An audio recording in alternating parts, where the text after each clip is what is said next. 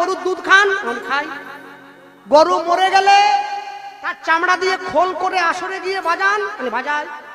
গরুর পেচ্ছাপ পুজোয় লাগে? আমি লাগে মানে গরুর পেচ্ছাপ না হলে পঞ্চামৃত হবেই নি। লাগে কি বলছো গো? গরুর শিং দিয়ে সার তৈরি হয়? আমি হয়। গরুর লেজের চুল দিয়ে চামড় তৈরি হয়, ঠাকুরকে আরতি হয়? আমি হয়। তাহলে যে গরুর মাথা থেকে পা পর্যন্ত সব ব্যবহার করেন, আমরা যদি সেই গরুর মাংস খাই, আমাদেরকে ছোট করেন কেন? ভাই তুমি প্রশ্নটা ভালো করেছো, তবে মনে রেখো, তুমি তোমার মাকে কি বলো? বলে আমার মাকে আমি আম্মি জান বলে ডাকি। বলে বাহ।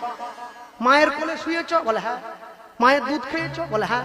মায়ের কোলে পায়খানা পেচ্ছাপ করেছো? বলে হ্যাঁ করেছি। যাও কালকে সকালবেলা মাকে কেটে মায়ের মাংস করে খেয়ে নাও। বলে না না, এটা হয় নাকি? মা বলি যাকে, তুমি